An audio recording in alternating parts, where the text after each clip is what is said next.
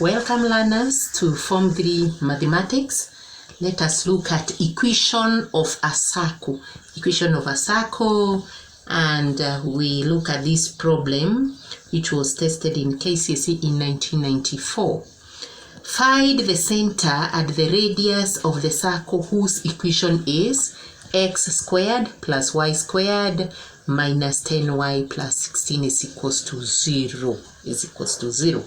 So the first thing that you do, learner, when you want to find the center and the radius, is to check whether, I've taught this in another lesson, is to check whether the coefficient of x squared and y squared is 1. That one is a must. So the coefficient, let me write it in short like that, of x squared and y squared must be 1, and it is 1. Then the next thing is to take this 16 to the other side, the constant to the other side. So we write x squared plus y squared minus 10y is equals to what? Taking it to the other side, it becomes minus 16. From there, learner, the next thing is to complete a square, which is here. We fix the third term of this expression. We make it a perfect square. So this one has no partner. We cannot see any term in x. So just leave it like that. We will move on with it like that. And I'll explain later what to do with it. So you say plus, complete this so that we get the c, the third term. So you write y squared minus 10y plus dash. Fix a dash for your c. Is equals to what, learner? Minus 16 plus dash. This time we only have one dash because we don't have the full expression here to do x. So you just fix a dash there and one there. So how do we get our c here?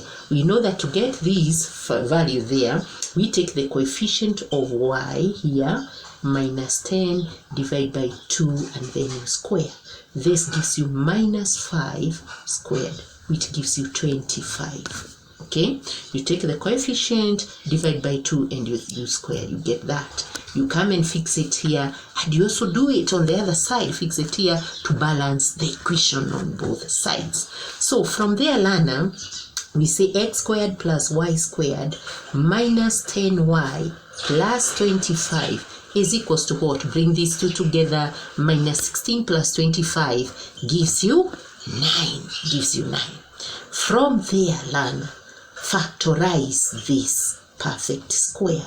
Factorize it. Maybe I can start with it so that we then match it with the equation of a circle. So this is a perfect square. So we normally put a bracket with a square because you know a perfect square factorizes into 2 equal factors. So square. From there we talk of y, square root of y squared is y. Square root of 25 is 5. If this is negative here, you know the sign on the second term. If it is negative, you fix a negative there. We come to our x, learn. It is x squared. How do we express it in this form? As a binomial here. How do we express it in this form? You write, look at this, x minus 0. If I wrote it like that, and then I square it like that. Look at that, learner. X minus 0 squared is the same as x squared. X minus 0 is x, then you square, so you go back to that. So I've spread it like that so that I match it with the equation of a circle. You can as well put plus, there is no problem. You'll still end up with the same thing. So from there, learner, we now write the equation of a circle, which is that plus y minus b squared is equals to r squared. I've forgotten to write my 9 here. You have our 9 there. So from there, we match the terms. X with x, a with 0, y with y, b with 5, and r squared is equals to 9. The radius squared is equals to 9, meaning that the radius is equals to 3 by finding square root. From there, learner, we know that a and b are coordinates of the center, and therefore the center, learner, will be 0, 5, 0, 5. Good. So go and practice on such a problem whereby you have a term here which is like now x squared, and you do not have any other term in x squared. Go and practice, because you normally get something like that, so that we finally flow down. All the best, learner. Thank you.